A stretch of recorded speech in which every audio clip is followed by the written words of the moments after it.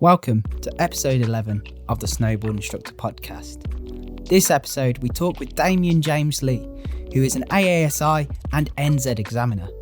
We talk mainly about the American Association and how they operate, alongside the usual stuff. Alongside this, we have a sponsor for this episode.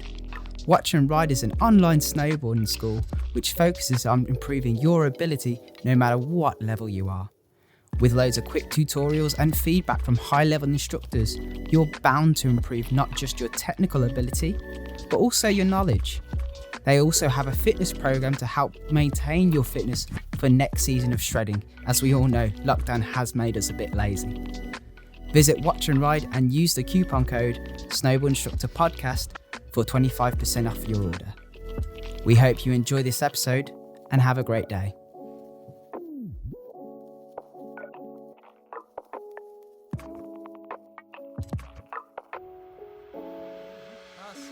Yeah, so thanks so much for joining, Damion. It's a pleasure to get you on board, especially after putting that post on Facebook. We really loved the amount of impact and people we had just kind of commenting, and of course you kind of stood out. And just first in my messages, you were just being like, "Yeah, I'd love to come on." I'm like, "Yeah, sick." But yeah, it was super cool. So first question is just to kind of really start and roll off. How did you get introduced into snowboarding? What was your first kind of takeaway from that? Okay, so I'm from Salt Lake in Utah.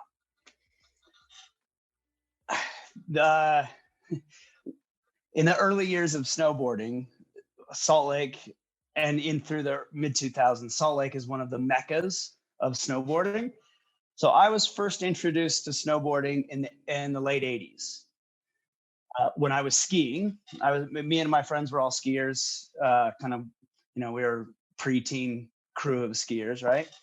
And we started seeing, some snowboarders on the mountain, and our home mountain became Brighton as we got a little bit older. It was like a $20 lift ticket. Our parents could drop us off. And then we were just a bunch of 10 to 12-year-old boys just running rampant on the hill, like it's a terrible idea, but it's great at the same time. And we started seeing more and more snowboarders as we were getting a little bit older, late 80s. And basically our little crew, one of my friends started trying snowboarding. And so he was kind of splitting time between skiing and snowboarding. And we all sort of tried out snowboarding on his board. And so I was just outgrowing my set of skis, and this decision came to either buy a new set of skis or buy a snowboard. And just sort of decided at like 12 years old to go all in and buy a snowboard. There's this big sale that used to happen down here called Sneagrab. And it's bargain spelled backwards. Oh, class. and they were selling the previous year's gear, that they had left over. And I bought a 1990 Burton Free 5 and 1991 Burton Freestyle bindings. That was my first set. That was my first setup. Like I said, I tried snowboarding. I can count that I've been on a snowboard in the 80s. But my first setup, my first time learning was in 1990. And was that basically just straight off, you just going straight into it? Or was that like, was there any lessons back then? Or did you have like your mate helping you out? Or was it just like, yeah, how'd it go? So when me and my friends had played around a little bit, it was straight up just strap this thing on your feet and see if you could get to the bottom of this little hill, But after I had my first gear, I kind of wanted to catch up with a couple of my friends who'd been snowboarding a little bit. So my very first day on my own equipment, I actually took a half-day lesson. So I had, I think it was 2 hours at the time, and I got taught how to skate, got 2 feet in, and got the very basics of turning. And then I went up and smashed myself around for the next 4 hours. And how was that in terms of going from that first lesson? Did you have a couple more lessons after that, or did you just kind of really learn by yourself and just trying to survive on the slope? After that, no more lessons. You know, like when I was a kid, I'd taken ski lessons, and that was always part of the ski culture. But snowboarding was that's, you know, even now, lessons aren't as much of snowboard culture as they are ski culture. And so no, after that first half day lesson, I figured it out a little bit, and then me and my friends would go up. We would go pretty much every weekend. You know, benefits of growing up in Salt Lake is we have mountains 35 minutes away. So we would go up almost every weekend and smash ourselves around and, you know, just watch each other and try and learn from somebody else's mistakes, basically. And how was the resort itself, Salt Lake? Because I'm not that knowledgeable in terms of resorts in America. How was that as like a first resort? So Salt Lake, give you a little idea of the geography. Salt Lake is down in the valley, decent sized city. And then within 35 minutes of Salt Lake, back then you had 7 ski areas. One was, you might be aware now, in the States, there's a couple ski areas that don't allow snowboarding. Deer Valley being one that's here. It's, you know, high, you know, elite skiers only. And then Alta is also closed off to snowboarding. But when I was a kid, Alta was actually the first mountain to open to snowboarding. And it did it for, I believe, only one season. And then they closed off to snowboarding because of complaints from their client base, right? Brighton, on the other hand, when I was a kid, Brighton was actually probably the least known of the ski areas, but it became very snowboard friendly, and its popularity just blew up because of that. Because then there was all this youth market going to Brighton, and Brighton's terrain is absolutely fantastic for snowboarding. There's so many little side hits and so many like just things to do on a snowboard, especially with that mentality of finding something to hit, something to jump off of. And so Brighton just blew up. I mean, that's why, especially in the late 90s, early 2000s, there's so many pro riders who either based out of Brighton or came from Brighton. It was just a mecca. It was just the place to be. And how big was the resort in total in Brighton itself? Working at Park City now, where we're gigantic, it's nowhere near that size. What you're looking at, I think 5 or 6 chairlifts back then. Decent amount of terrain. The really cool thing about Brighton is people who come to Brighton from somewhere else aren't always enamored with it. They ride it and they're like, yeah, it's all right. But if you ride Brighton, you never ride a run or just one run on the way down. You interconnect between, there's nowhere you can't go. And so all these little side trails connect. And so there's so much variety. So if you ever go to Brighton, make sure you go with a local, because you'll have the best experience ever. If you go on your own and you've got a trail map in front of you, it can be kind of bland. Like I didn't know what the name of runs were forever, but I'd know where like backdoor hit was and side run and hospital. You know, all these things have other names. That's so cool. And like, was there quite a variety with Brighton itself? I know you said it is quite diverse for the snowboarding, but did you have quite a lot of levels of like steepness along with loads of different types of variable terrain as well? Yeah, so there's great tree runs. There's off of Millie, there's some really steep, you know, kind of technical terrain. There's a lot of like rolling runs through the trees that have little hits, and there's always some natural trees to slide. You know, when I first started, there were no terrain parks, but Brighton just had some natural hits that would build up. So there was all mountain freestyle was always part of Brighton. That's so cool. I mean, it's quite nice seeing all the little resorts around America having their own kind of localized space, and you see such a good community around those different resorts as well. So in terms of my next question then, how was before you kind of really talked about going into instructing. Did you guys go on any other trips with your friends, or did you just really kind of stay in Brighton before you did your qualification? So I rode Brighton a lot with my friends, and then my dad, he would take me. My dad is one of those people who always has to go do something, kind of no matter what. So he got me a pass at this little mountain called Park West, and it was in the Park City area, and it was just this little tiny mountain, pretty cheap season passes. So he would get a pass there, and so he'd bring me there. So I'd get drug around with him. He's a skier. Have to kind of keep up with him.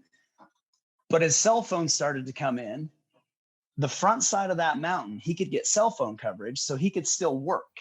Oh, cool.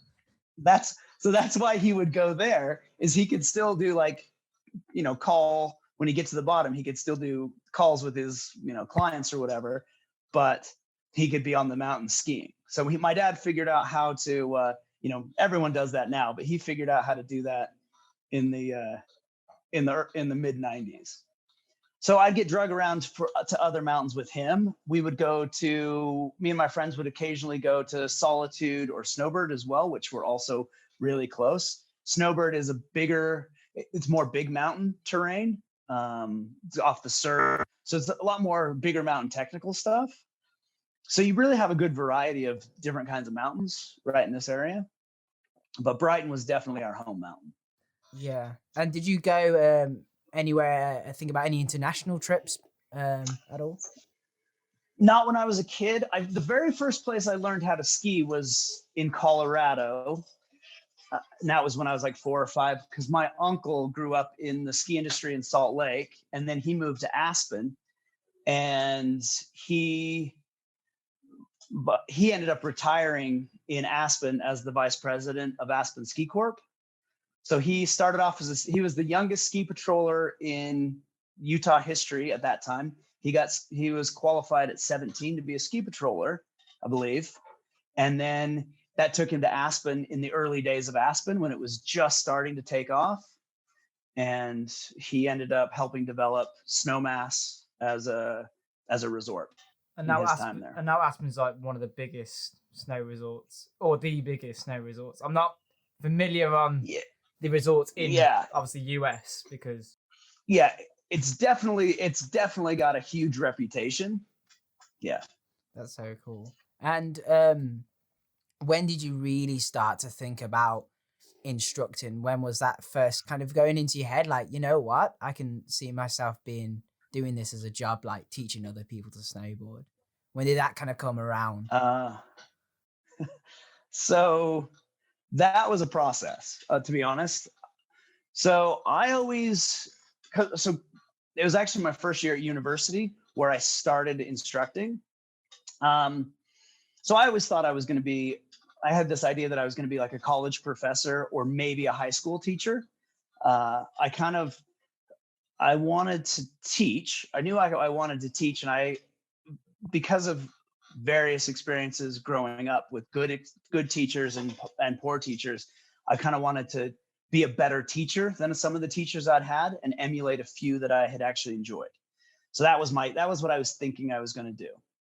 So I was looking through the catalog for my first year of university, trying to get all my courses set up. And there was this course, Learning to Teach Snowboarding. Okay. Yeah. Exactly. So you're like, wow, that's awesome. You have to have one phys ed credit at university. And so it was going to take care of that. And then at the end of the season, at that time, the university I was at was in quarters. So in the fall quarter, it was learning to teach snowboarding. And in the spring quarter, you were actually going to teach the learning to snowboarding course to other college students, other university students.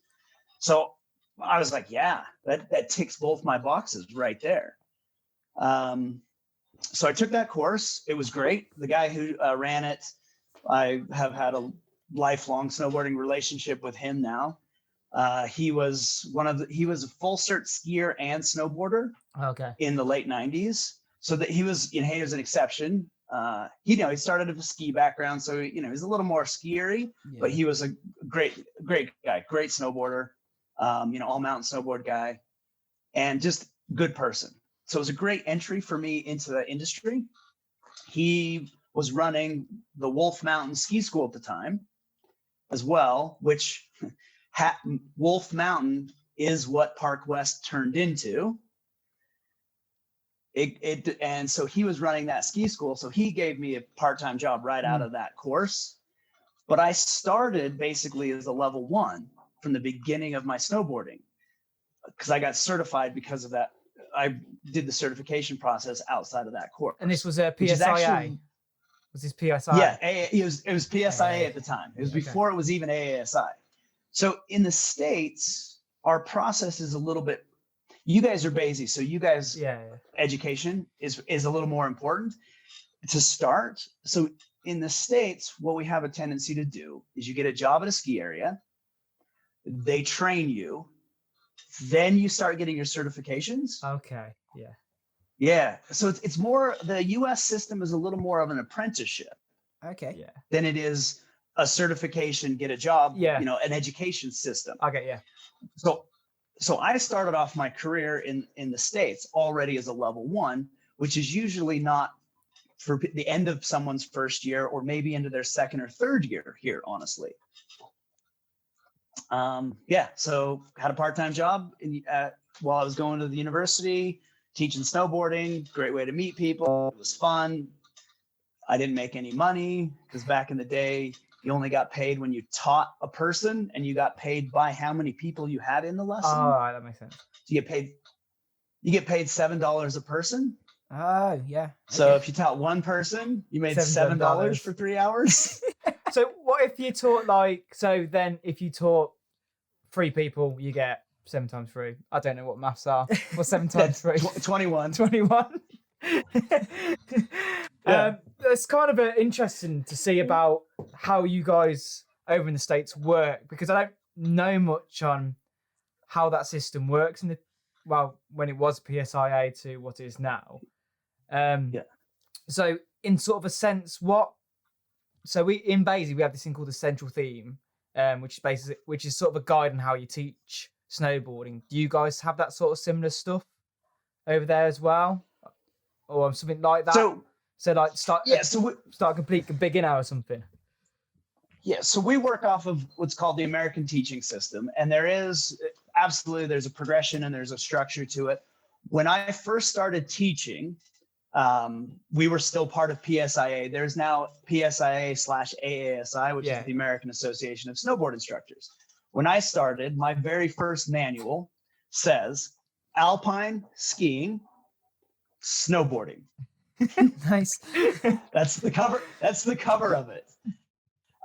So we were very, very much originally based off of the ski structure. Yeah. And just adding snowboarding movements to it. I get you. I think that's sort of the same with ours as well. It's with the whole BASI manual, snowboard manual at this point, is basically the ski manual with a few extra bits, because it is the same thing as how you teach, just different obviously content in the structure that you teach it with.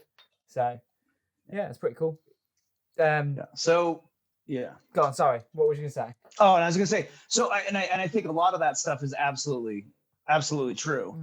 Over the years, we've developed more separate snowboard content, which is good. Yeah.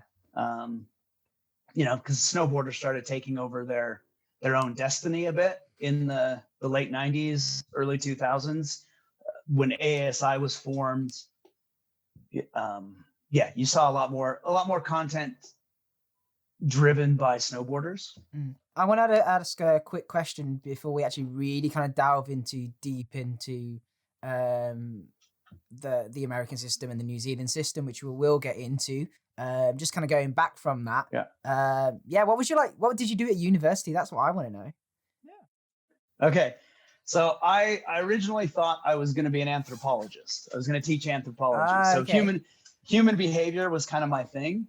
Psychology, anthropology was really where I thought I was going to go, which oddly enough, comes in real handy as a snowboard Yeah. instructor.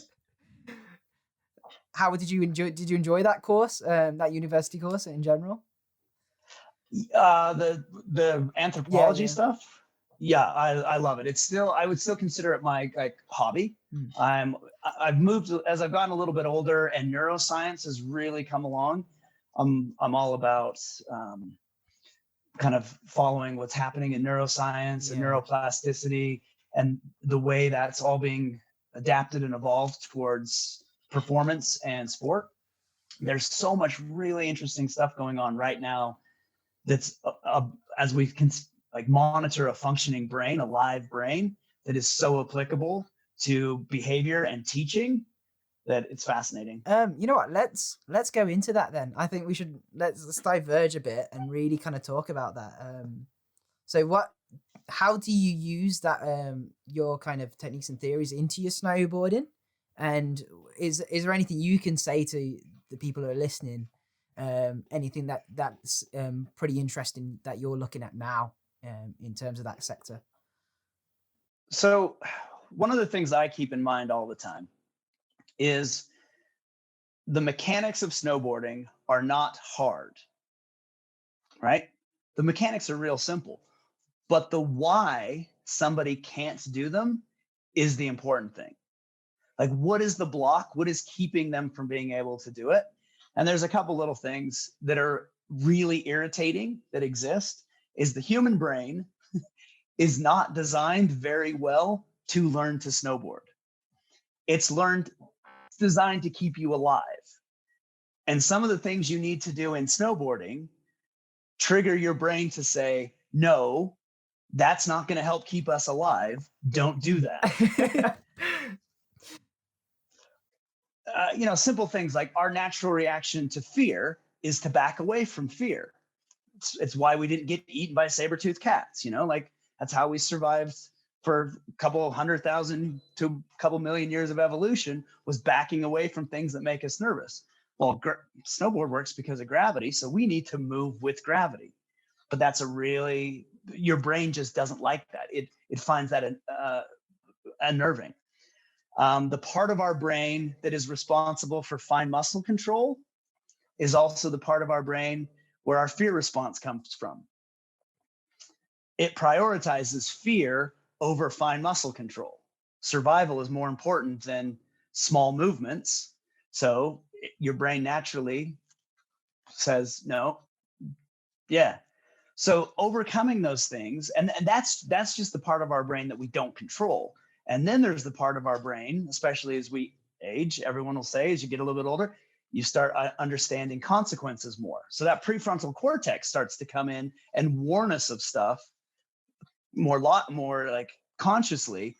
But then there's that part of our brain that we have no control over, that's also whispering in the back of our head, don't do that. Don't.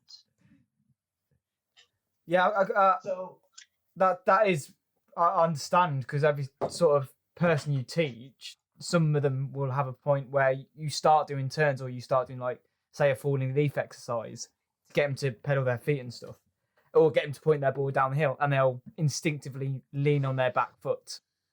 So, and then you're like, yeah, because they're just scared. They want to get scared. They're getting scared away from the turn, like, as you'd say, it's a survival instinct, as you would be scared away from a big panther or a big cat that you don't want to get eaten by. I don't know about you. I'm pretty sure I don't want to get eaten by a cat or anything.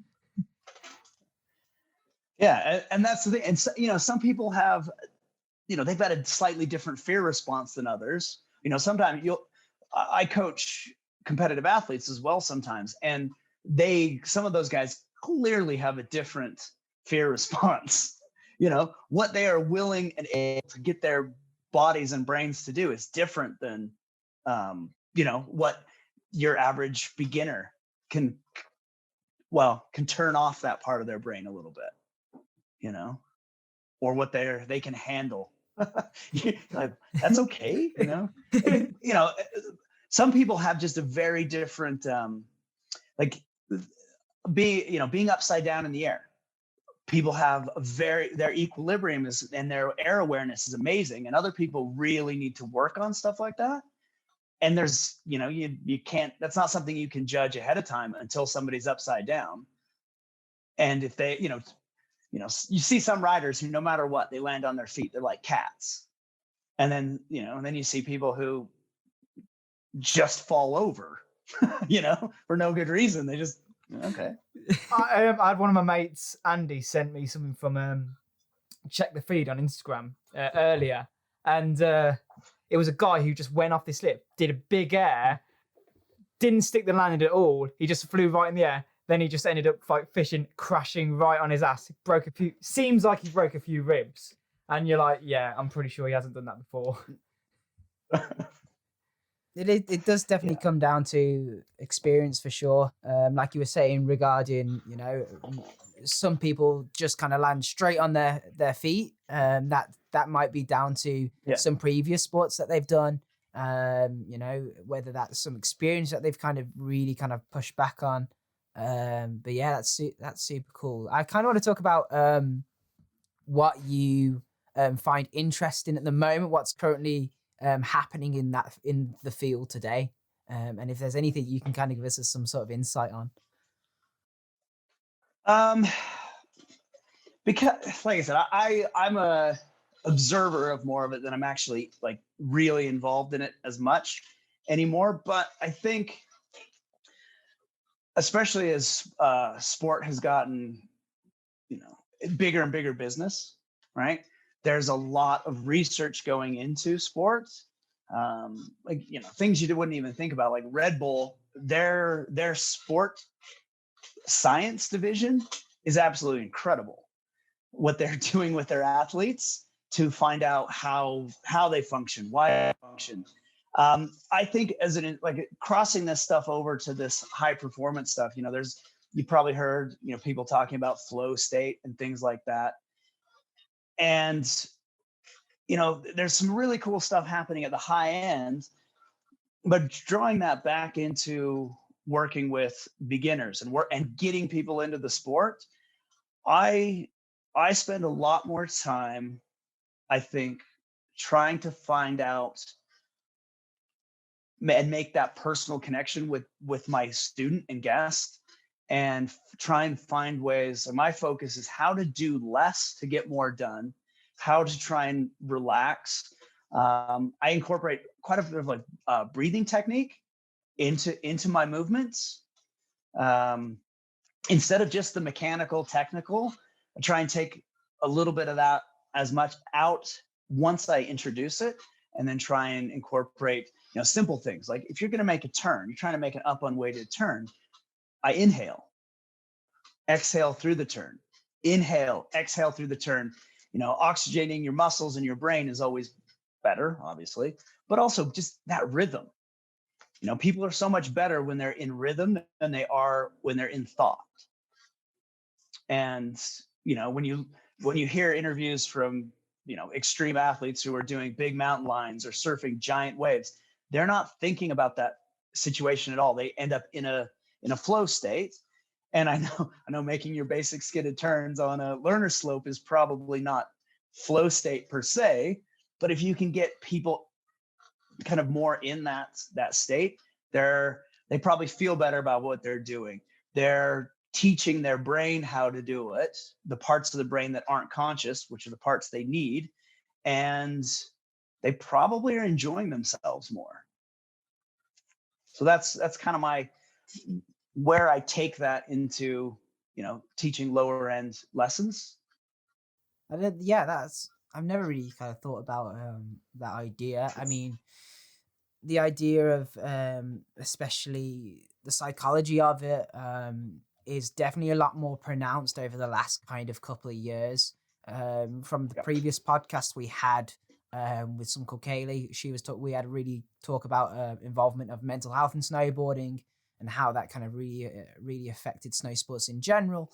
But yeah, just kind of there's a lot more, seems to be a lot more kind of focus and research on the psychological side of just snow sports. And it's super cool to kind of see a lot of people bring back, and you don't get the standard grumpy old skier who's very narrow-minded and just kind of just does what he wants. And it's more of a lot more open. It's a lot more kind of flowing with collaborations and whatnot for sure. Yeah, you definitely in the current process, especially coming from the old ski process for PSI AASI especially, it was very technically based, movement to outcomes. And over the last, over my time, and especially the last 10 years, you're really seeing both the New Zealand system and the American system becoming more guest-centered, guest-focused, bringing a whole lot more emphasis into people skills and empathy and the psychology of teaching, as opposed to just the mechanics of the sports, which, I mean, I think I personally, and I think a lot of snowboarders also coming into the sport, I think more snowboarders early on came in teaching with empathy because of their own process going through the system. Snowboarding, those early phases of snowboarding are so much, they're hard and they're uncomfortable because you're learning that body position that goes against all your natural instinct. So I think in snowboarding, there was the idea of teaching through empathy maybe existed a little bit earlier. And as the focus has changed throughout the entire systems in the last couple of years, it benefits all the sports, but I think it's less change for what snowboarders ideally and were already doing than that old school ski mentality, kind of that old Austrian system where if I yell at you enough, you will learn how to ski. Yeah. I feel like more the French just yell at you. Yeah. Well, yeah, but if Yes, Austrians are yelling, French are yelling while smoking. Yeah. That's true. You get like the classic EFS guy just kind of coming up to you. There was a great story my friend was talking about when he's in France at the moment, in Morzine, but it was I think a couple of seasons before.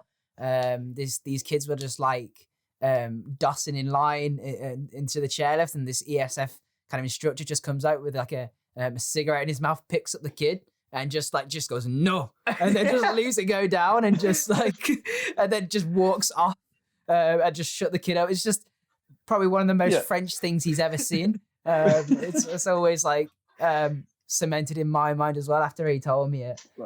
Yeah, that's awesome. Massive tangent that was great. I do want to kind of just go back into your experience and your story. Definitely just tell us the rest of the levels going up, the start of you introducing yourself into the New Zealand Association, and going to the examiner position.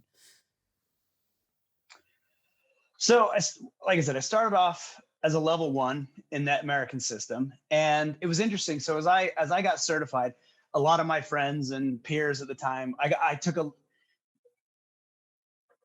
lot of ribbing, let's say, from my friends who were core snowboarders. Becoming an instructor was just not a normal progression for somebody who considered themselves a snowboarder in the States then. And I had no idea that this was going to be something I actually did for a living. This was something I was doing. I enjoyed it. But it was definitely something interesting.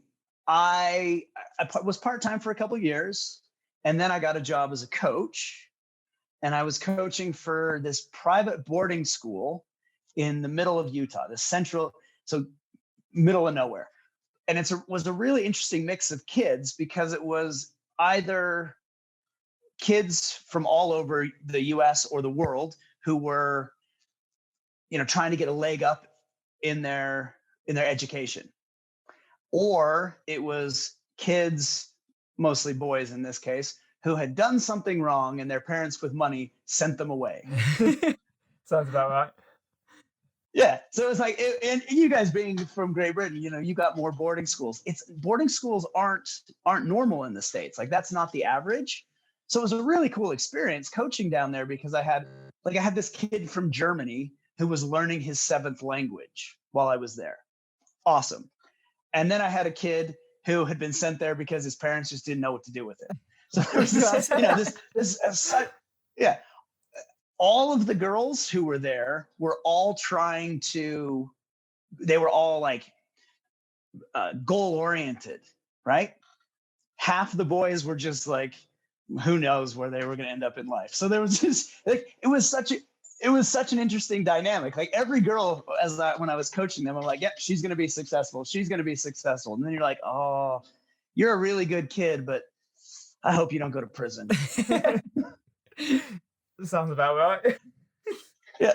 So I coached there for a couple years, and that was actually really cool because I took the technical information that I learned in my instructing process and put it to coaching. Because at the time then, a lot of coaches were, they didn't have a background in anything other than they could snowboard.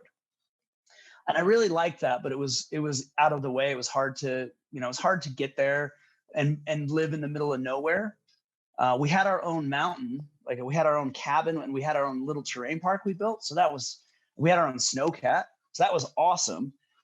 But I was in rural Utah all the time.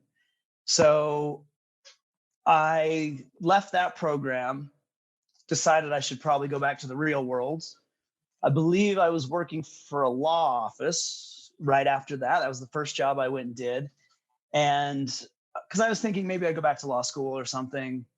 And I decided I didn't want to work there anymore. So I got a part-time as an instructor again. Loved that again, but I wasn't going to be an instructor. So I was part-time, worked for a law office, worked for a bank, trying to figure out exactly what I was going to do. And then it kind of became apparent that I should probably just teach full-time. But I was still only a level 1. I hadn't been pursuing my certification, but pursuing certification wasn't as big a deal in the States. There were people who taught their whole career as level 1s, maybe level 2s. Level 3 was like, that was a top thing. But I got a job at Park City, and I started interacting with New Zealanders. And these guys would come from New Zealand at 18, 19, and they were already level 2 equivalent. Back then it was stage 1, but they had no teaching experience, but they had all this technical knowledge. So some of the Americans would look down on them coming in as being higher certified because they didn't have any experience.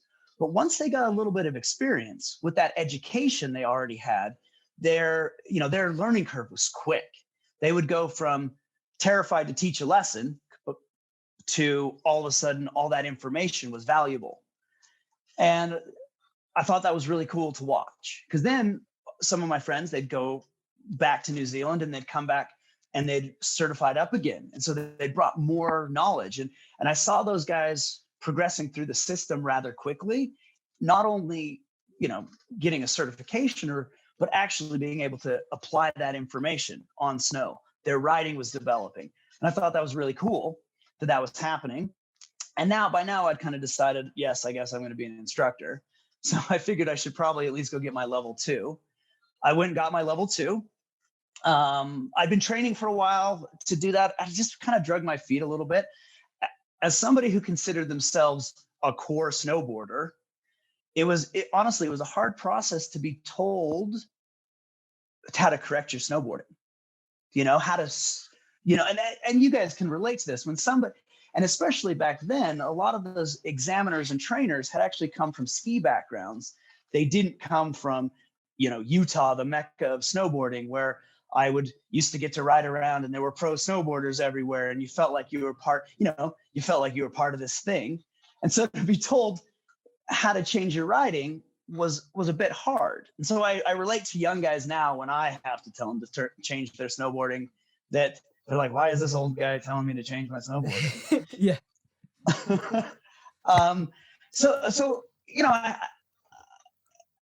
So things changed in those years though too, where there were more snowboarders becoming examiners or higher level people but I got my level 2. I got a job as a supervisor. I was asked to supervise at Park City, and I did that. But now I'm definitely kind of in it. So I need to do something. And at the time I was dating a New Zealander. And so we decided to do back-to-back seasons. I went to New Zealand, the mountain that she was based out of. I tried to get a job there.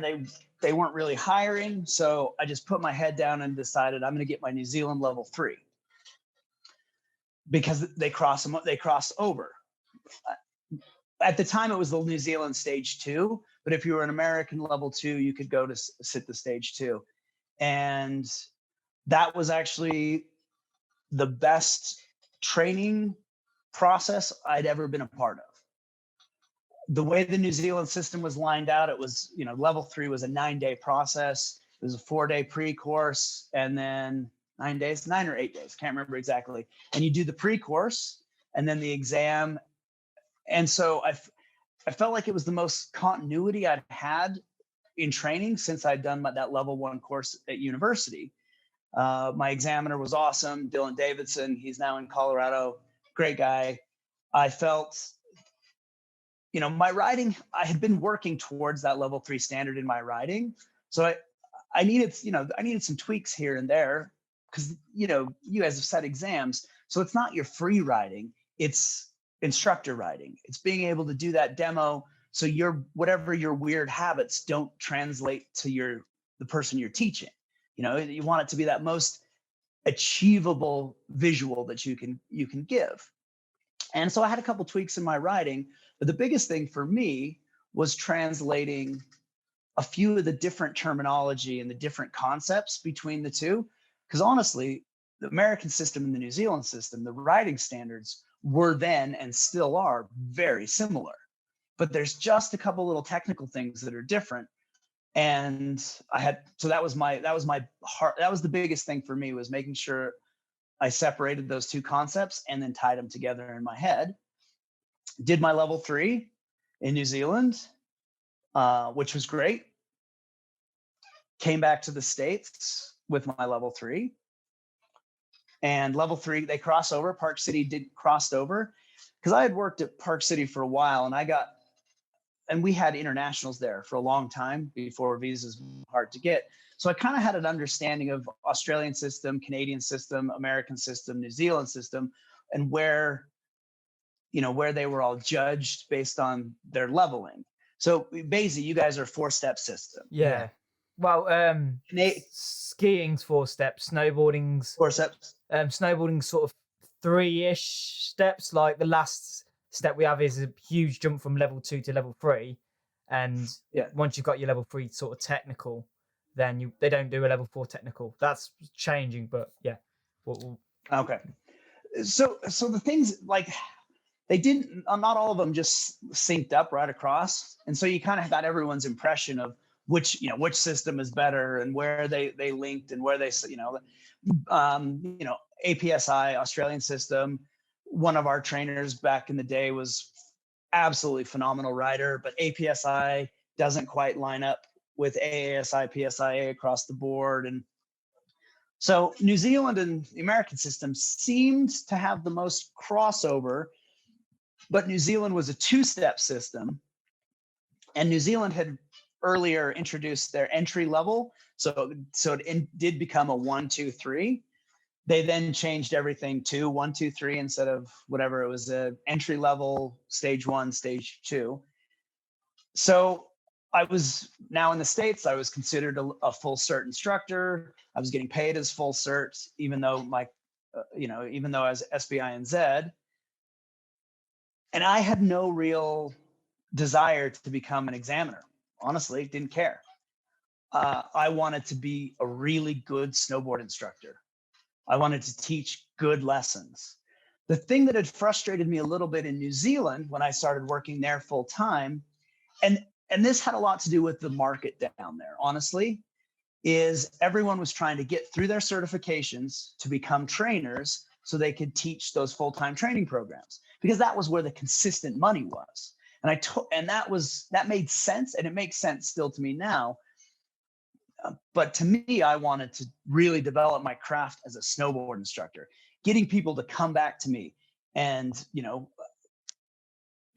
help give them snowboarding was really important to my process. And it's one of the reasons level one, I stayed a level one a long time, is because I was a really successful level one. And I judged myself like, oh, I'm pretty good. I don't need to be a level two because I'm a good level one. And I was a little bit naive in that I wasn't increasing my education, you know? And so when I started going back through the process of increasing my education, I became a much better instructor again. I started developing again. And so it was really important for me to continue that education, because now all of a sudden I become more aware that the process actually translates to the job. In New Zealand, a lot of my friends were examiners, and I had a couple seasons down in New Zealand where I'm like, I don't care if I ever get my trainer cert. I want to teach. I want to teach more lessons in New Zealand. I worked at Cadrona, and I'm like, I want to teach a ton of private lessons. I want to prove that I can make a living as an instructor in New Zealand. Once again, purely by dumb luck in my life, I came into snowboarding instructing at the peak of, the growth. So, the market was there. In the States, I was teaching, back when there were tons of lessons. Everyone was learning to snowboard. In New Zealand, I happened to be there when the market was starting to change, because previously it had been, Kiwis, who are notoriously conservative with their finances, and they like to get the most value they can out of their lessons. So when I started in New Zealand, we were teaching groups of like 20 people. Yeah, it's You mad. don't teach anything to a group of 20 people. It's survival of the fittest at the best. But the market started to change.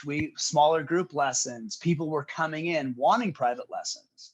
And so I had a couple of years where I really was just working that private lesson group, and I felt really good about it. But it wasn't just me. There were other instructors who saw that it was possible, and they started, their private lessons over a couple of years span, they just jumped up exponentially. It was awesome.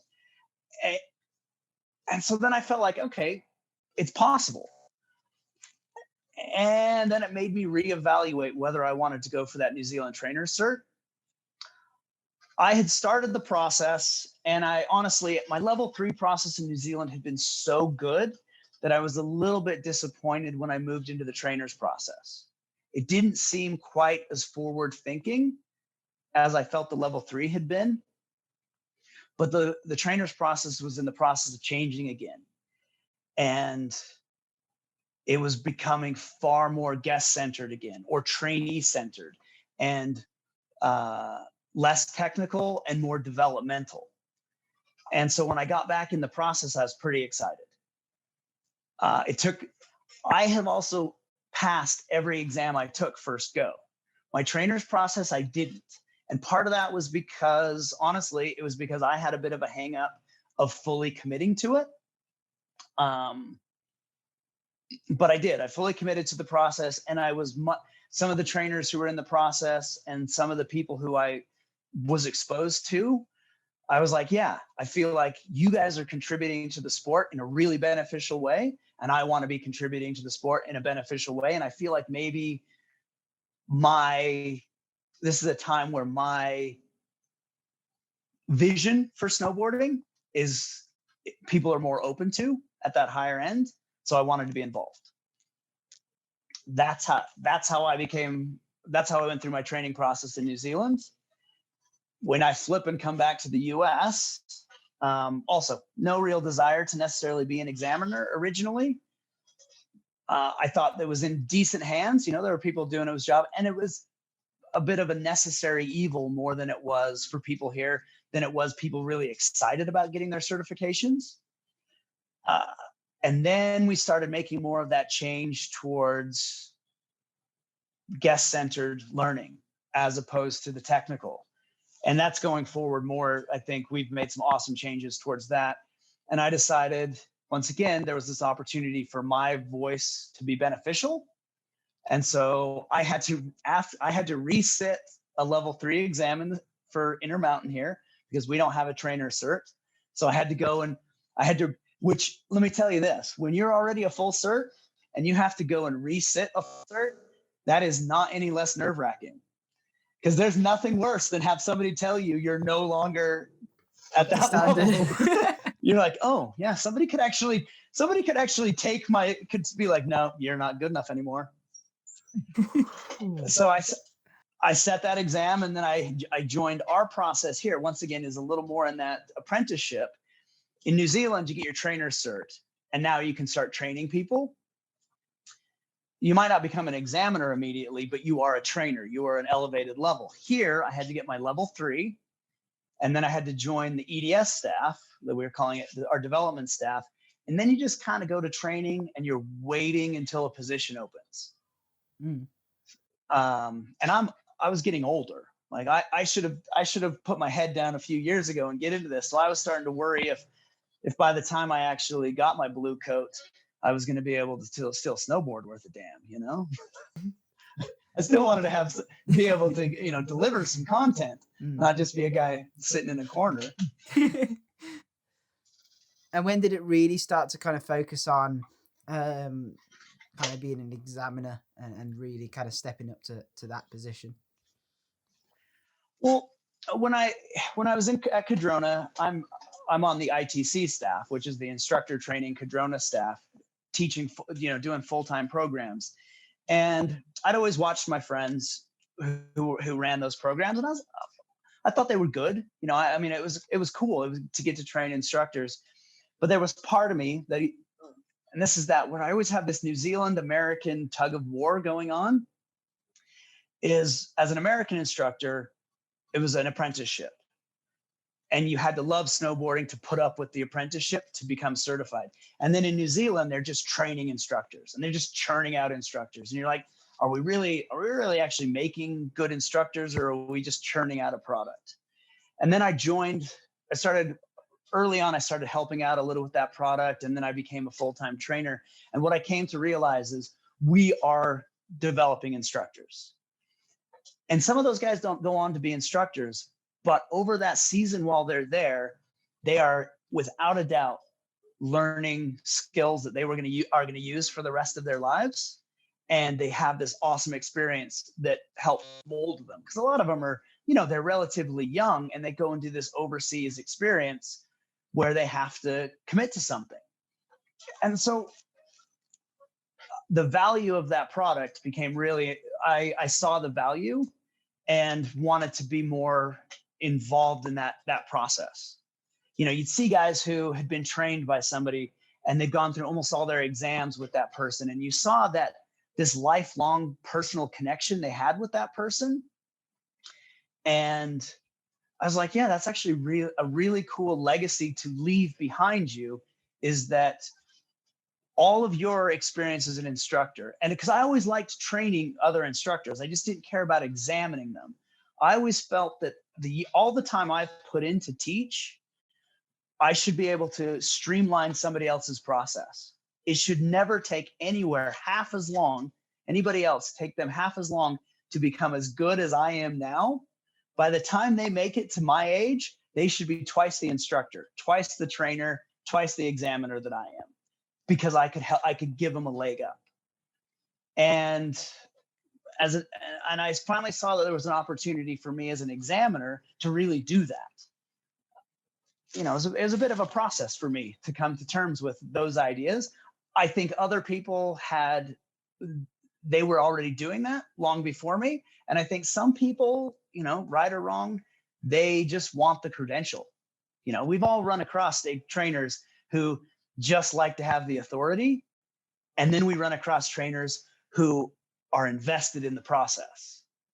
And I wanted to make sure I was one of those guys who was invested in the process, not somebody who wanted to have, the gold pin and the trainer's jacket and be just judging people. I think that's good to do it in that sort of way, especially with the sense of you, even because you did it later, you had that time to think, do I want to do it just for the sake of the credentials, or for the sake of, I want to put something out there to help the community of snowboarding, to help the community of instructing. And I think that's the best way to look at it in your sort of way, in your sort of sense. So yeah, looking cool. Yeah, I mean, that's right or wrong. I don't know. That was my process, and I hope it's beneficial. I remember one point in New Zealand, this younger instructor who'd moved through their credentials pretty quickly, and I remember him saying that if he wasn't full cert by this or by a trainer by this time in his process, it hadn't been very good professional development. And I didn't say anything, but it really upset me because what I was thinking is how I judge myself, because whether I'm an examiner or a trainer, I'm a snowboard instructor. And I judge myself by the quality of lessons I teach, not by the credentials that I have at the end of the day. I could, if I was a level 1 and I had still was stoked, and that was one of the reasons I was a level 1 for so long, is I felt like I was teaching great lessons and people were stoked by me. And I was proud of that. And now as a trainer, I'm proud of my trainees and I'm glad when they get their certifications, but I'm more excited when I see them out there teaching lessons and they start rolling privates and people are coming back to them because they're just better instructors, not because of the credentials they got, but because they're happy, they're teaching good lessons, and that translates to the guest. Yeah, that's so good. I mean, it is definitely more of, you know, the idea of really showing not just the technical abilities, but that teaching abilities is really front and house of that, and it's really cool seeing that. Before we you know what, let's move on to the next topic. I really want to kind of nitpick your brain on like the American Association and the New Zealand Association. Me and Alec aren't really that well informed, especially with the American Association. Yeah. So if you're able to, do you mind just kind of talking through quickly through the levels, the criterias that you kind of have there, and how different that is to the New Zealand system as well? Absolutely. There's a few other people who could probably give you a little better understanding of how they came about, but I can give you the being on my side coming through.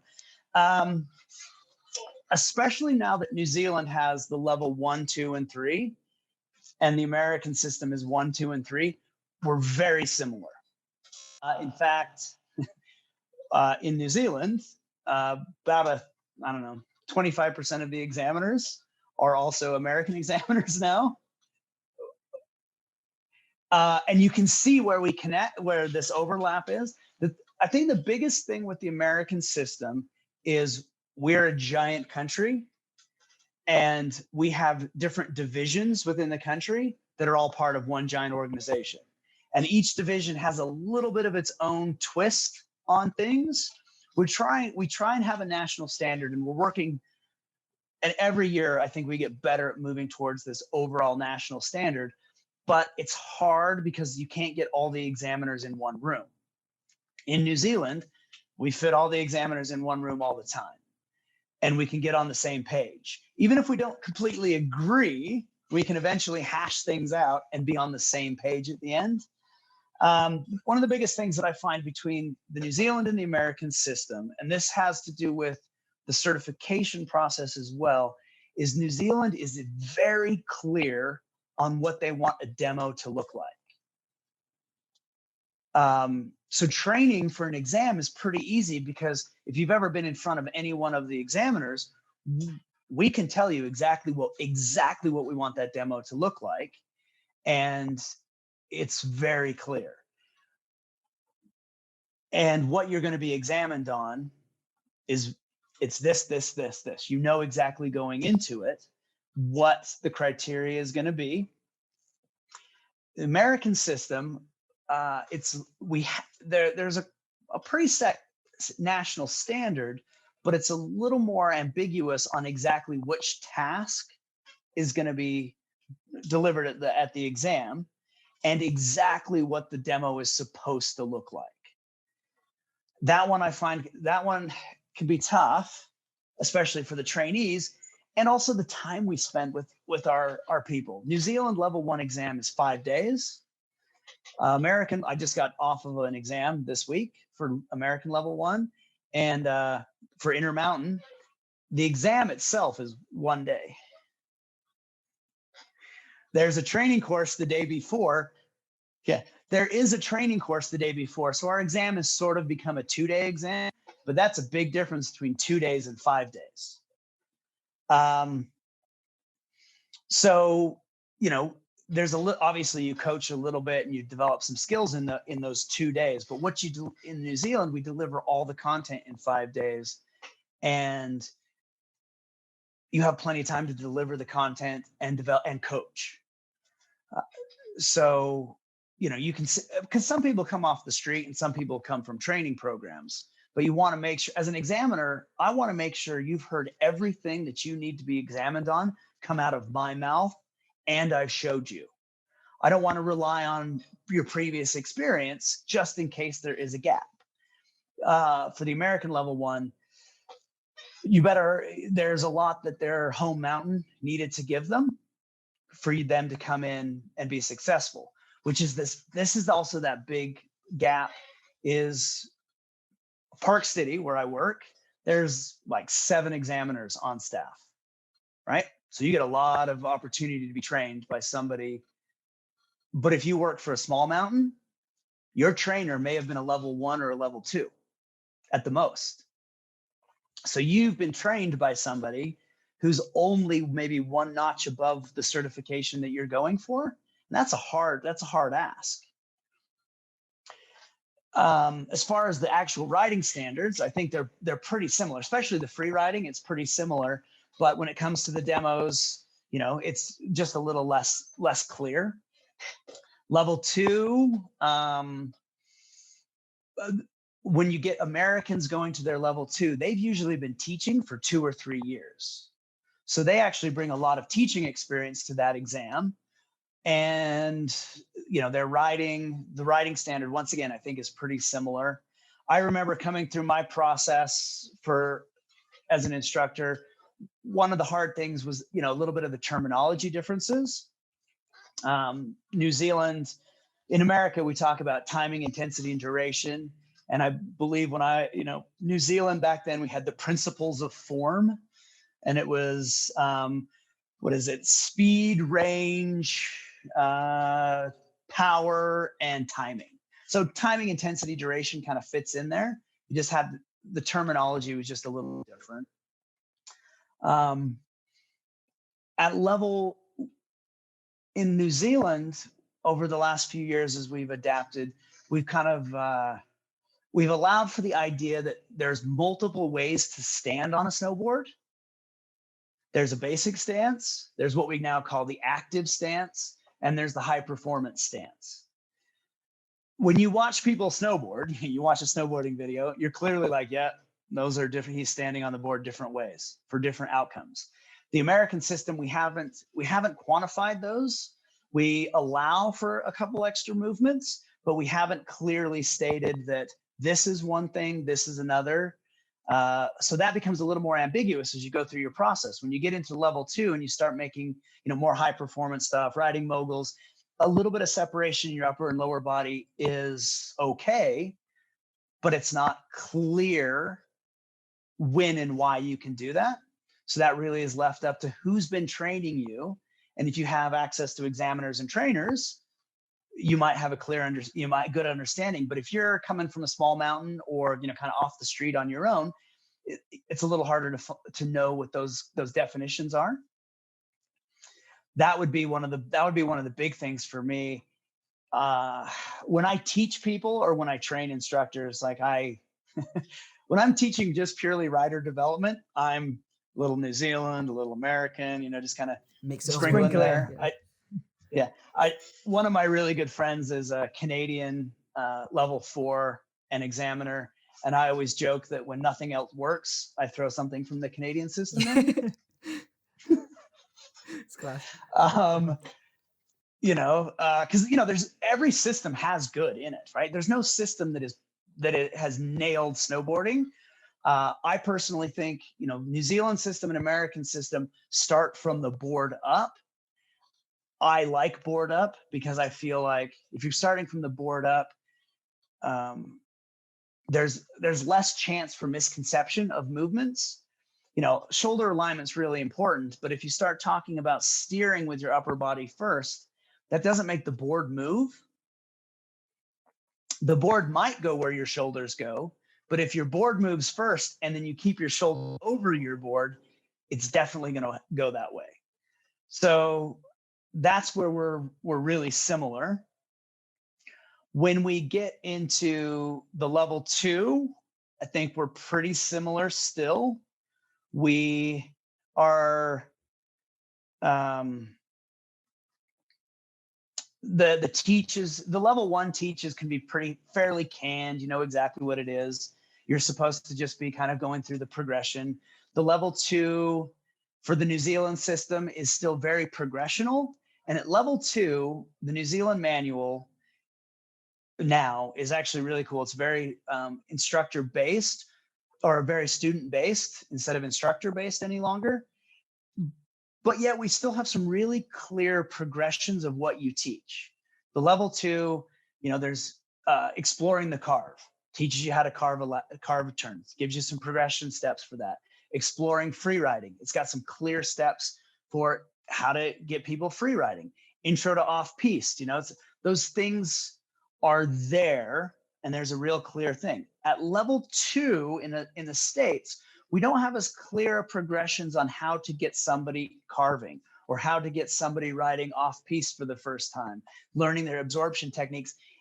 We're expecting people, because also in New Zealand, you could be a never taught a lesson before and be level 2. In the States, we're expecting by the time you're level 2, you've probably been teaching 3, maybe 4 years already at least. So we're expecting you to take the content and adapt it to the person a little bit more there already. So that you're starting to kind of synthesize a little bit at level 2 in the States. By level 3 in the States, you should be able to, you're creating, synthesizing for sure from all your content. New Zealand, you're doing that as well. You should be taking all your information.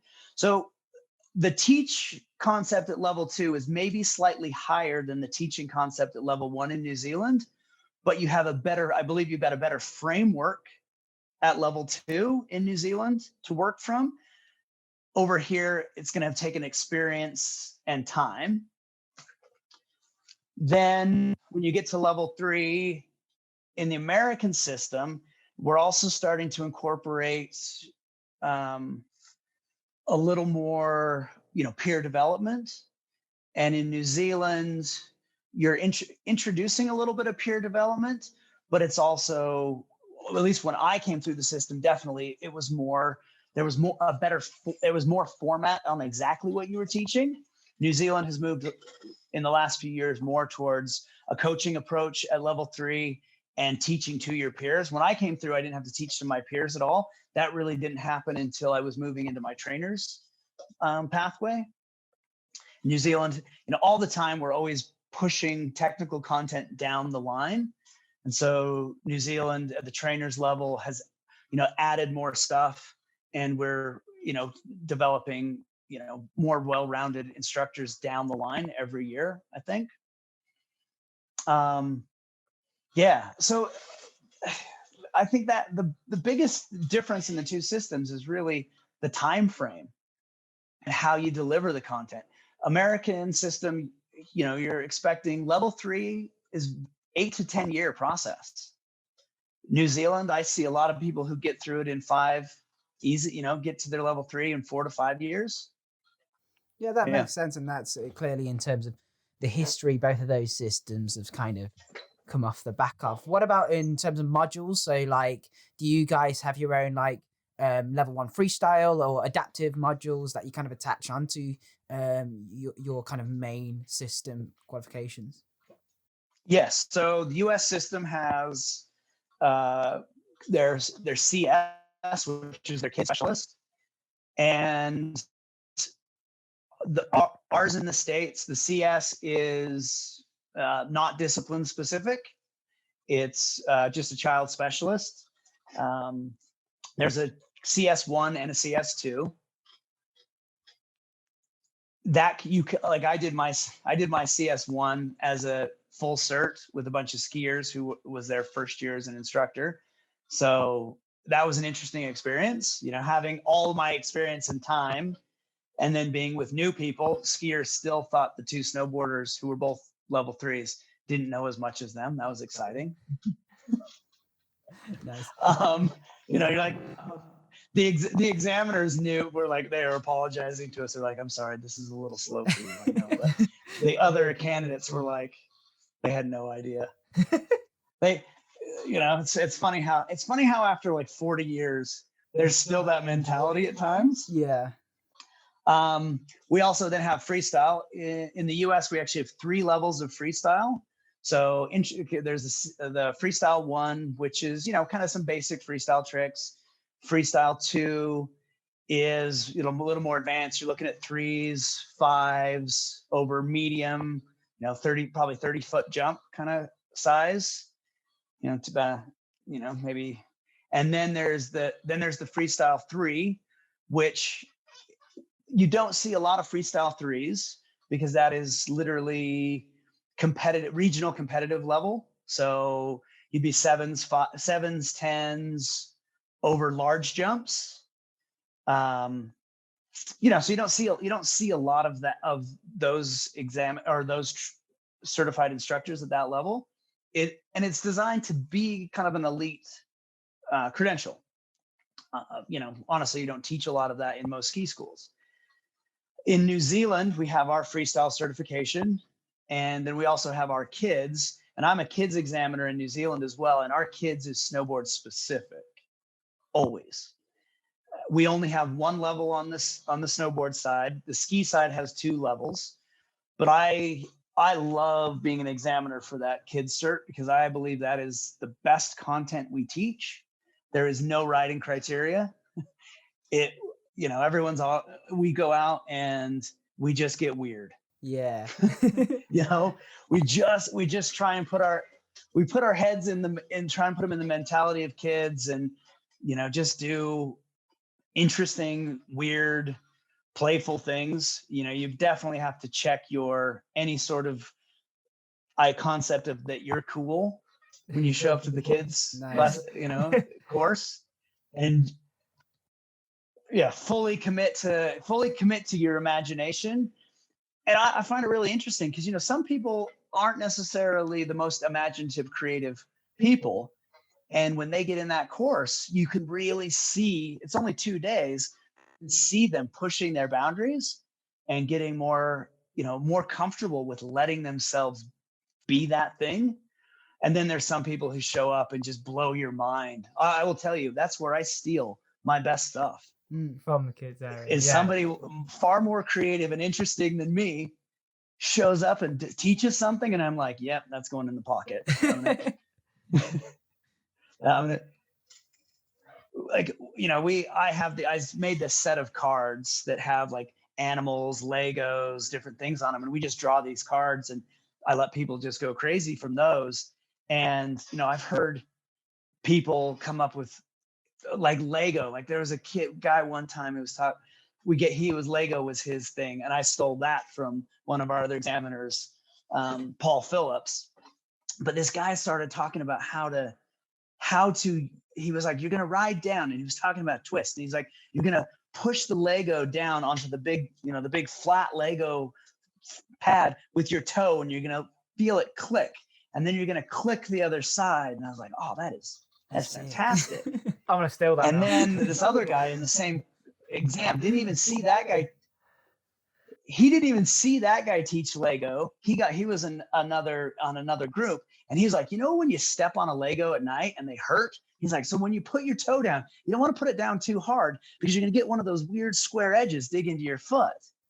That's it. And so you're careful with these movements. And both of those explanations were fantastic. They were different, but they were really visual. Yeah, so I've totally stole those.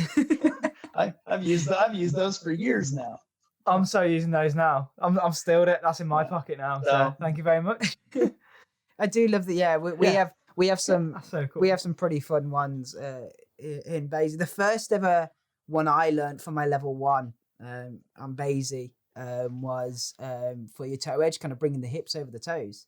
And the kind of analogy we got was, imagine you got like a £50 note or a $50 note in your bum cheeks. Just go squeeze your bum cheeks to force your hips out, and kind of bring it over there. And then you had to kind of adapt that towards kids. And it was kind of more of, oh, cool. So bring your belly out if you've had like a big old lunch or big old breakfast, and kind of really focusing on that main area. It was super fun, just kind of really, adapting different methods and different analogies to kind of get the kind of same outcome and goal. I think it is hard teaching kids because when you're a kid, you're still developing and your center of mass gets lower and lower throughout the years. So when you say like a 4-year-old kid to stick your belly out, yeah, that kind of does work. But then it's also their weight isn't where we would find our weight. Our center of mass is with our hips. Their weight's up in their head at the moment, and then it obviously eventually gets lower as they develop. So you have to try and find creative ways to figure how to get their toe edge by using their head, because that's where the center of mass is. But yeah, I remember doing my level 2 exam in Amansel. My examiner was saying about he got some guy to teach to do the falling leaf. So I don't know what would you guys call it over there. So falling leaf, what we call it is where you use your feet to kind of do a pendulum, or you say a chicken turn in AASI, where you go from heel edge, flatten the board, back to heel edge. So it's not a turn, but it's introducing pedaling your feet or getting the board flat essentially. And this guy explained it, and then he went to saying, okay, now imagine you're at in a war and you want to find the nearest cover. So you start on your heel edge, slowly creeping up. Oh, bombs, people are shooting at. There's a bush over there. So you go and run to that bush by doing your technique, and then hide on the bush, get lower, so to slow yourself down, and then go to the next bush, rinse and repeat. And I was like, fucking hell, that's so cool. Like, it works so much.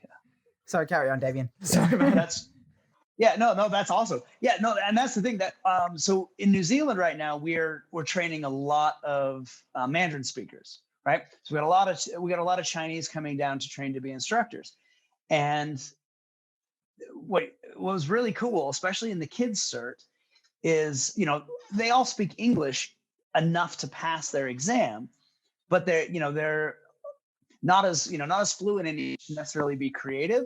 So in those kids lessons, what they very often do is they streamline the words and they develop more actions.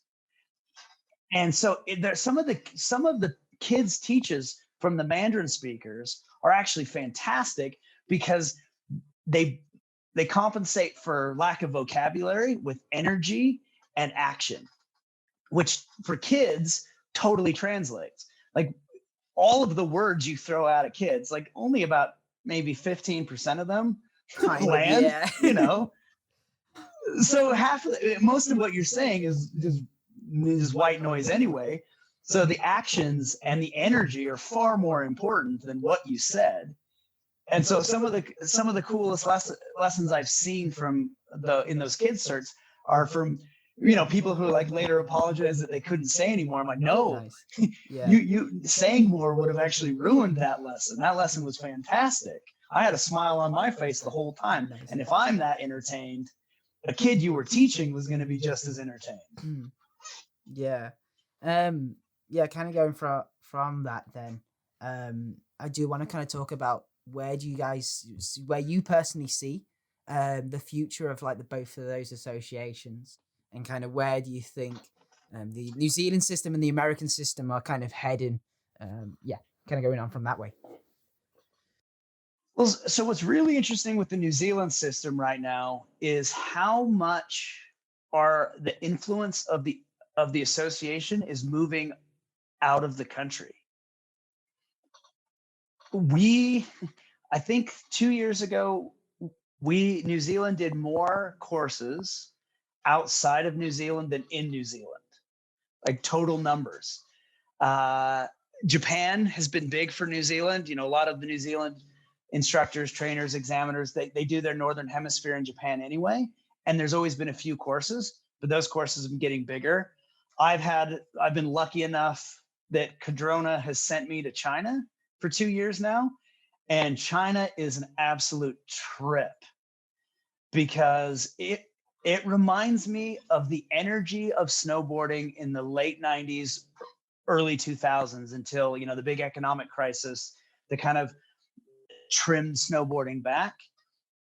Those people are so excited about snowboarding, like just pure energetic about snowboarding. And I don't know if it's partially culturally because, snowboarding represents freedom and the kind of the rebellious spirit of, old school snowboarding to them, that they just love it. Because, there's a bunch of people skiing too, and they seem pretty excited and passionate about it. But the snowboarders, man, they're so excited about it. I loved China because of the pure energy. There's some weird things about teaching in China. So growing up in Salt Lake, instructors were not cool. We're just instructors. All the local pros and the cool names, those guys are big deals. In China, you will have, if you're in a uniform, people will come up and ask to take a picture with you. That's sick. That's so cool. Just randos off the street. And you're like, oh, okay, that's weird. I was in China my first year, and I was riding a gondola, and this guy starts talking to me. And he says to me, "This is your first time in China." And I was like, how does he know? He didn't ask me if it was my first time in China. He told me it was my first time in China.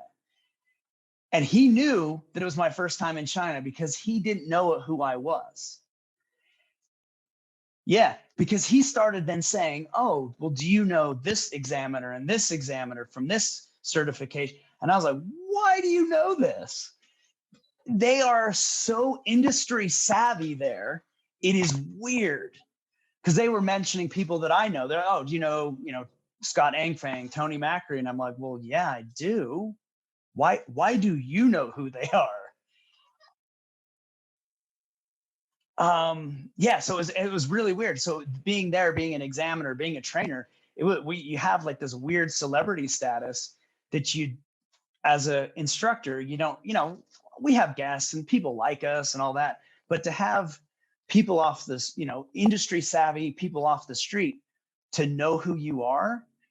I ended up teaching this freestyle course while I was there, and the next day, their film crew came out and put a little edit together for us. Today it was on WeChat. And by halfway through that morning, I was getting WeChat messages from people I didn't know trying to do the Euro carve that I had done in this video. Class. It was the weirdest thing because you're like, I don't even know that. Like, not one of the people who had been in one of my courses, just some rando off the street who saw who I was and wanted to show me. And that was really interesting to see how, to see that excitement about what we were delivering. And then AASI is doing some training down there as well. Every system is down there training, and everyone who's down there is sort of a local celebrity. So it's just a weird thing. Because then I come back here and I'm not a celebrity. No one cares who I am. I want to go back to China. How many photographs have you been asked to take when you were down there? Too many, or was it? Oh. No, I don't know. It was a fair number, but it's cool to do. So me and my friend Ollie Midgley, he's Australian, but he's a New Zealand system guy. I'm about 5'7". I was a little bit taller before I broke my back, I think. And Ollie is about, I don't know, he's probably about 6'3", 6'4", this tall, lengthy, kind of gangly, long-haired Australian kid. And when we were walking around China, and then I have this, right? So we're basically a circus sideshow when we're walking around China together. It's like a, Ollie and the beard, so people would just look at us, take pictures of us, want to get in pictures with us. Yeah, it was weird. I kind of want to go back just quickly to the systems, specifically the modules. Does especially the American system have like an optional ISIA qualification you guys can do? I'm guessing New Zealand, of course, does have that. And where does that go if you're able to kind of gain that qualification for yourself? So this, and when we talk about systems again, this is one of those interesting things. American system. So when you talk snowboarding, the American system, the New Zealand system, Australian system, Canadian system are very highly respected. If you're going to work internationally, however, you're probably best having your New Zealand credential than having your American credential. So then when you move into the ISIA realm, New Zealand seems to be a little bit, it kind of flows that way a little bit more because there's a lot more New Zealand instructors who work their way towards Europe. Not a lot of PSIA instructors end up going to Europe. And, and I guess mostly on the ski side, I think there's, Europeans they're a little bit centric when it comes to their certifications. And so right now there's a guy, a snowboarder here who I'm working with. He's from a smaller mountain. I'm helping him get set up for his level 3 because he wants to go work and get his ISIA card so he can go work in Argentina. So that process does exist in AASI, PSIA, but I think it's the pathway in New Zealand is more direct. Yeah. I mean, I can kind of see, the American. I mean, I can see you guys probably not needing it as much, considering you've got all the results in America alongside, of course, specifically for you, Damion, where you do work with the New Zealand and association, and of course, working in Japan, you don't necessarily need that. But yeah, I can definitely see why it's kind of used for sure. So something this is another one of those things that's kind of interesting. New Zealanders, it's pretty easy for them to get work in Canada and Japan. It's almost impossible for an American to work in Canada or Japan. Yeah. And so like, it's always interesting. When with my New Zealand credential, people a lot of times obviously assume I'm Kiwi. When I'm in China, people have I can't tell the accent at all. So everyone thinks I'm New Zealander when I'm there. But then other places where I am, like I'm sure you guys, that's why I told you guys that I was American, because I didn't want that look of disappointment when I started talking and I was American, not New Zealand. That's so good. I mean, the first time we just saw the profile, you're from Utah, must be American. Yeah. So yeah, don't worry about that. It's a bit easier for us to kind of decipher for sure. That's definitely really interesting. Do you reckon it's because the American system, specifically for the snowboarding, hasn't been around for that long and it's not as recognized because of that, or? Well, so our system is about the same age as the New Zealand system, but part of the Japan and Canada thing is it's actually just a visa situation. So American agreement with Japan is that Americans don't go to Japan to take jobs, and Japanese, they're coming to America for jobs is also, it's weird international trade stuff. And that's the thing with Canada as well, is that so Americans don't cross the border and take a bunch of Canadian winter jobs. Previously, when I first came up in this industry, Park City was probably 25% international instructors. And when we started losing visas, when we lost the H-2B visa, I personally think it was a giant hit to the American ski and snowboard industry. We lost so much talent in that span that there's no way to make up for that. Like I said, our school was probably 25% international, and that was a little bit from everywhere. A lot of New Zealanders on the snowboard side and a few Australians. And because internationals were doing this professionally year over year. The skill set just increases, right? When you don't have a layoff, you don't get rusty. You don't have to relearn your skills. And this is something I didn't totally understand myself until I started doing back-to-back seasons.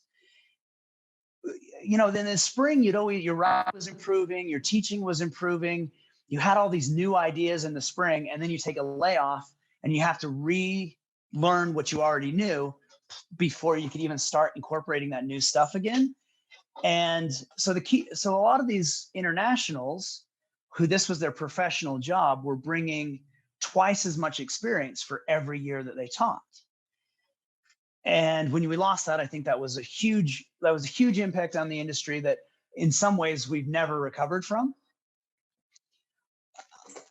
And New Zealand, where I work at Cadrona, like you look around that locker room and everyone's full cert. Everyone has year over year experience until this summer, which summer, by the way, is actually a pretty cool season. I kind of had forgotten because it had been 15 years since I'd had a full summer. Yeah. And, that the way that experience builds up is just a different thing. And, seasonal instructors are awesome. I love how, there's nothing against seasonal instructors, but having year-round instructors who are there to help out and do some of the training and deliver that experience to other people, that was, and maybe that has something to do with why I decided I wanted to become an examiner, is to deliver some of that year-round experience back to my division. That probably has something to do with it. It's definitely more of a common thing in Europe to have like us just doing season airs. Then of course with your experience, where it's that kind of all year round thing for sure.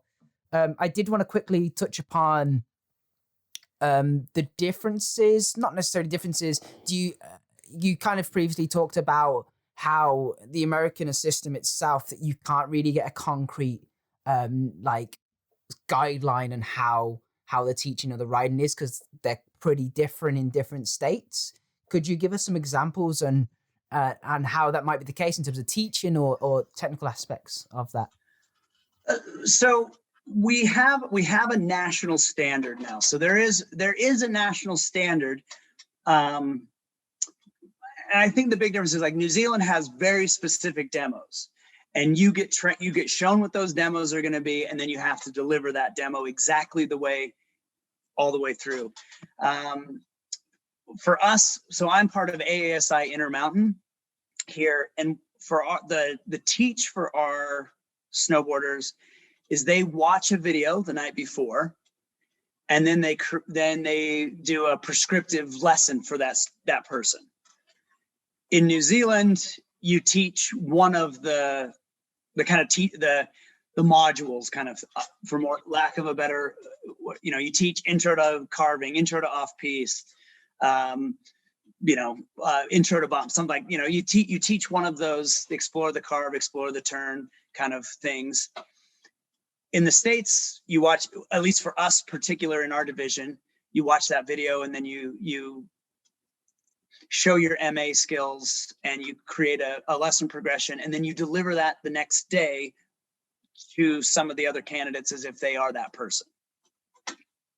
The writing, how we've split up our score sheet is we have movement concepts we're looking at, and then the board, and then we have some tasks we're looking at.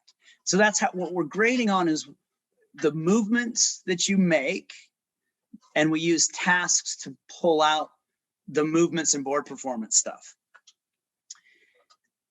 And and where that varies a little bit is on what tasks you use to get to those performance concepts. Which the idea of it is that somebody who comes to you at level 2 should have a really wide berth in their knowledge of how they make a snowboard move, and then you kind of narrowly pick the things to show their depth of their understanding.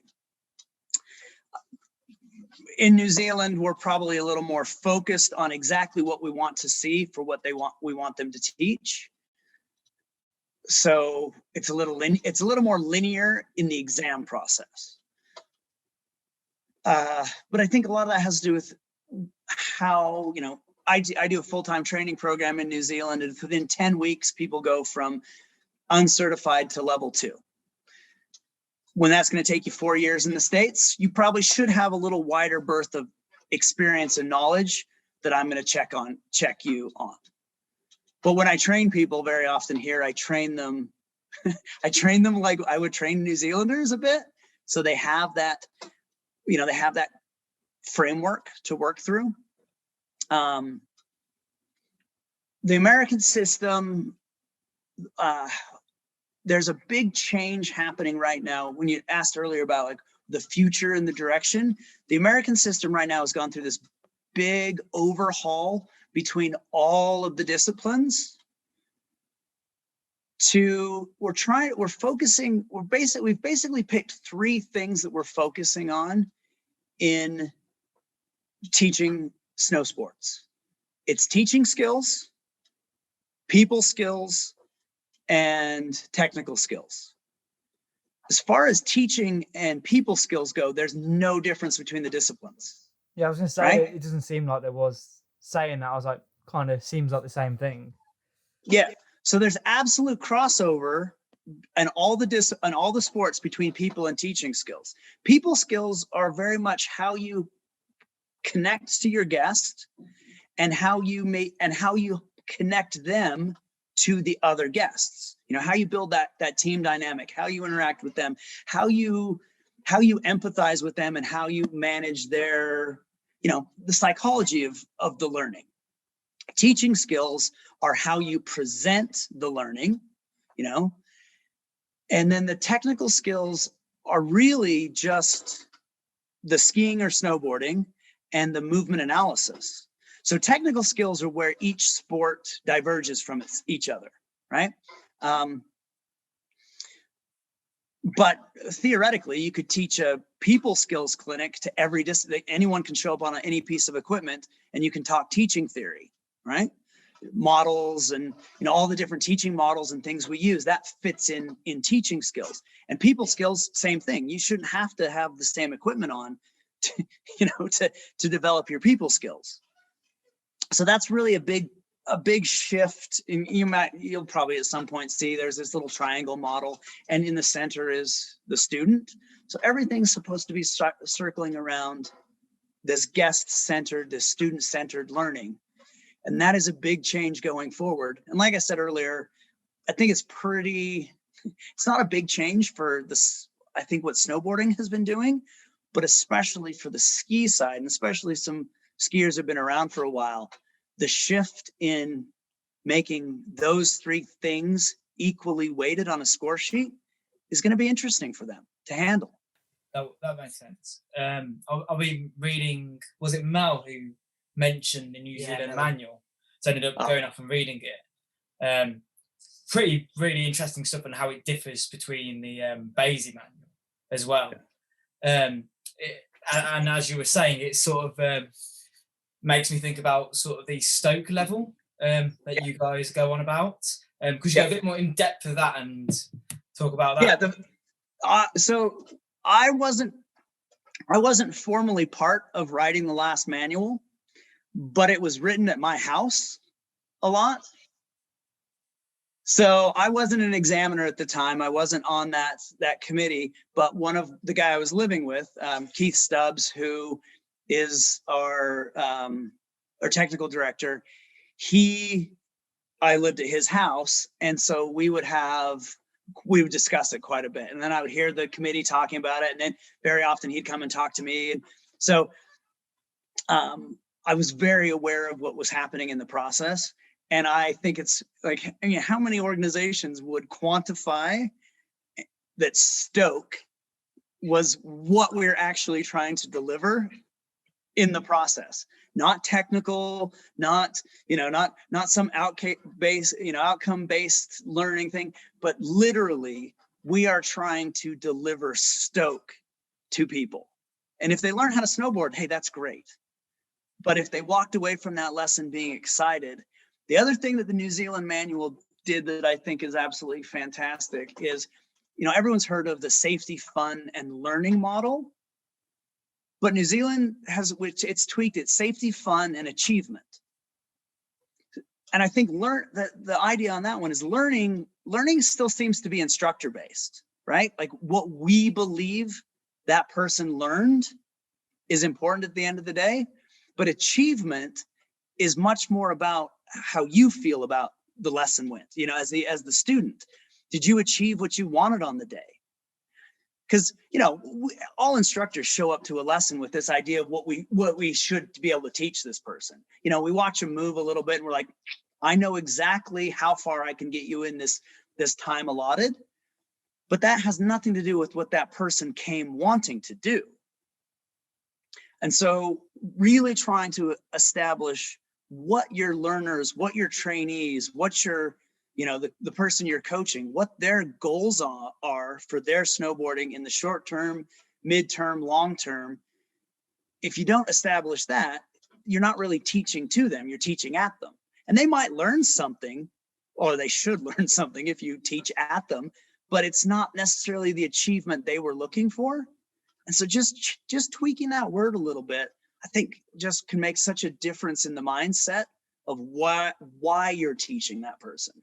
Yeah, that makes sense. I quite like that idea of like, you're really, again, it's more focused on the outcome of the client than the idea of how kind of we look at it, which is really, really cool. Kind of going into the last couple of questions then, Damion. Yep.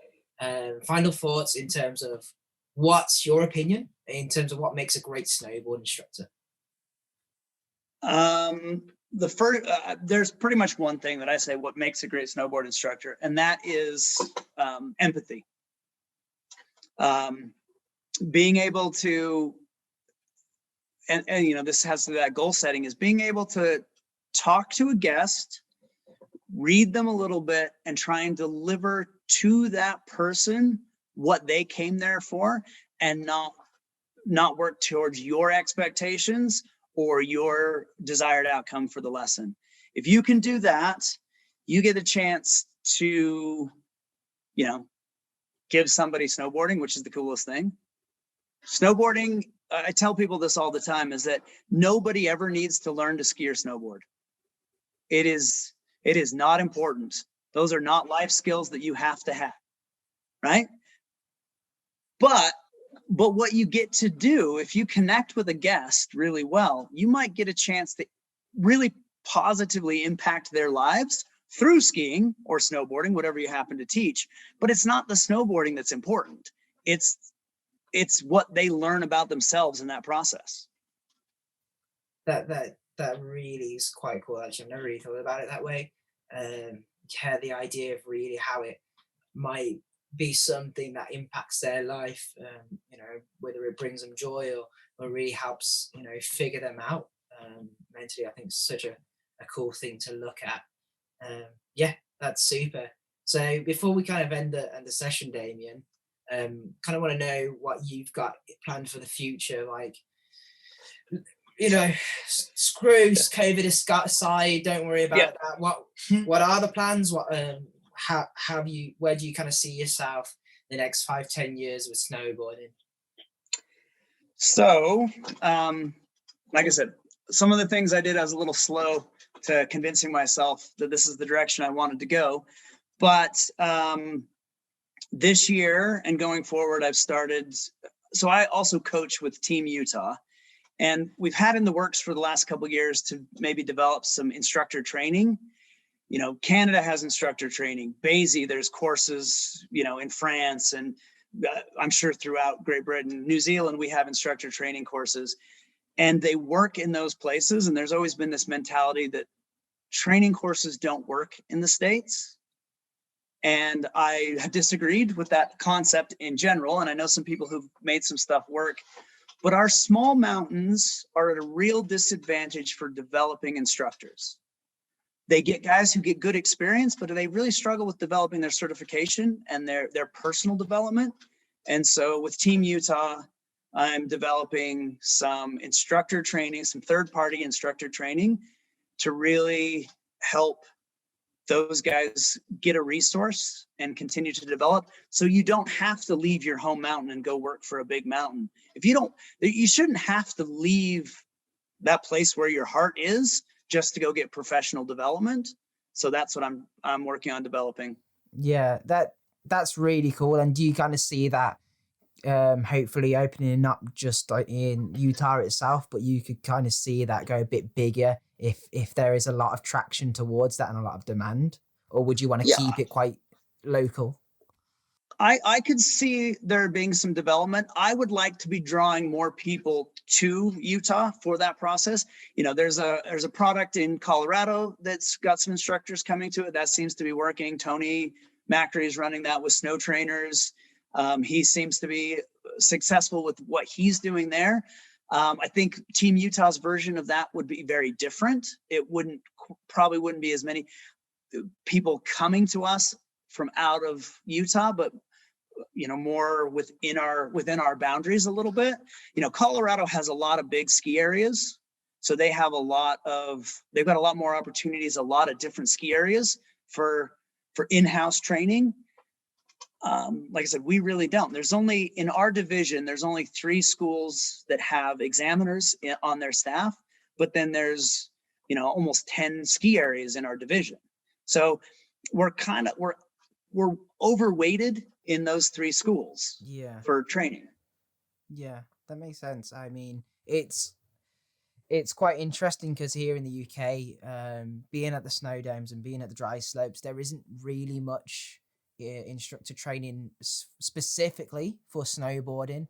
If you wanted to get that, the best thing to do is actually just go to Europe and get it. There is some ski instructor training you can get, but you never see anything for snowboarding. No. It's just because it's not as big still. It's really kind of still pretty niche in that sense. It's because it's Europe, because it's for you guys, snowboarding's a lot bigger in the States because that's obviously where it was made. But Europe and even Britain with that has just been mostly skiing. It's growing up on mainly skiing, and then snowboarding's been added onto that. Whilst in like China and Japan, they're sort of new to skiing and snowboarding. So snowboarding seems a lot bigger over there than obviously here, which is fucking amazing. Yeah, I mean, having the history, you know, snowboarding, the U.S. has a history, but we also have an older ski history. But yeah, China, there's no multi-generations of skiers who were, you know, dead set on making their kids skiers and not allowing them to be snowboarders. So, and Japan is similar from what I hear on people, where the industries have grown more side by side.